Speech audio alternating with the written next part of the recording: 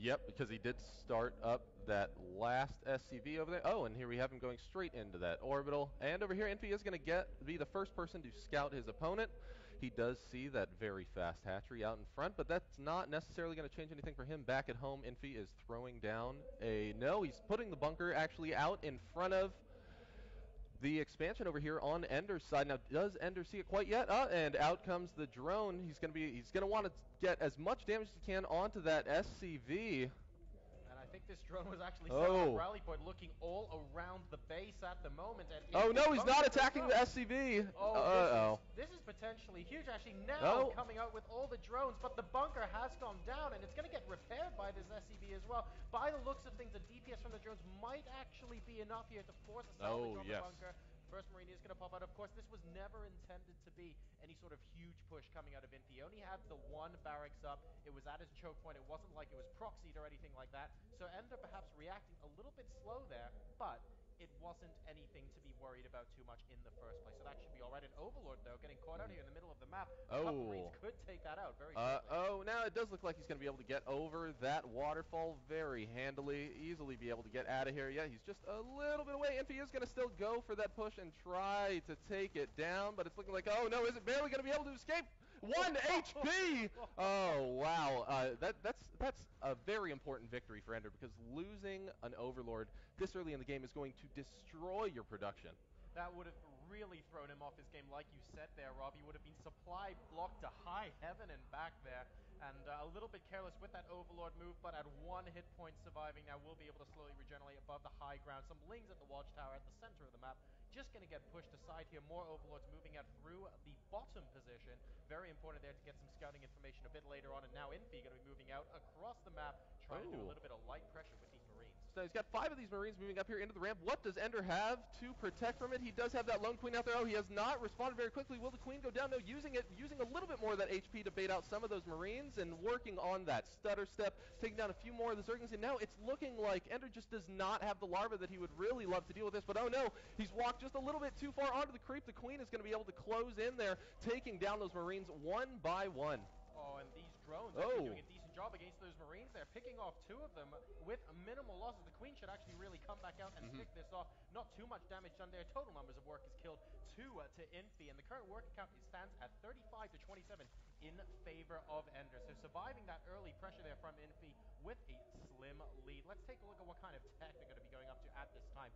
Still continuing to drone up non-stop is EnDerr, but in the meantime, back in the base of Infi, we actually see already a starport going down. So we have got the reacted Hellions, as is standard in the TPC matchup. He's going to be following this up with Banshees very shortly, hence the tech lab going down on the barracks there. Oh, and this may, as a matter of fact, be great news for Infi, because over here we see EnDerr going in for those roaches right now. Now, he does have his speed about halfway done, but EnDerr doesn't have that much to protect if we end up seeing Infi wait to have just a couple of those Banshees ready to harass.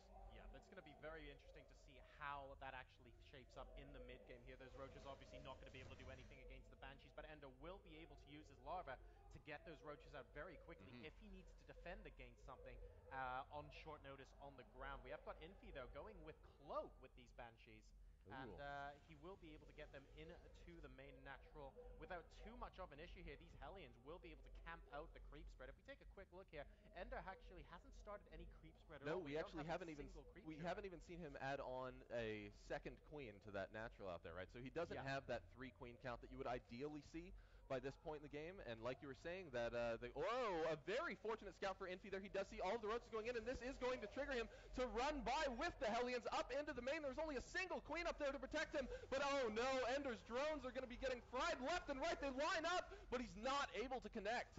Yeah, that's right. The Hellions going a long way around the hatch there, but now the drone's completely bunched up in the center there. But excellent movement with the Lings, picking off 2, now 3, and all 4 of the Hellions have gone down. Total of 9 workers killed, but the counterattack is now coming in strong. The Banshee is going to be harassing the Roaches, and they're going to Honey Badger it into the natural expansion. Excellent repair going off on the bunker, and I think that might be enough. The 2nd and 3rd bunkers have now gone down, and EnDerr has been forced back. Oh, EnDerr choosing to move in with those Roaches may have hurt him quite a bit. He could have instead tried to push through into Infi's main, maybe try to get a little bit of that damage, because as soon as you see that Banshee out there, really your roaches aren't going to be much good pushing through, but it's looking like EnDerr is pretty much swapping into a huge push, putting so many resources into this push, but Infi is more than prepared.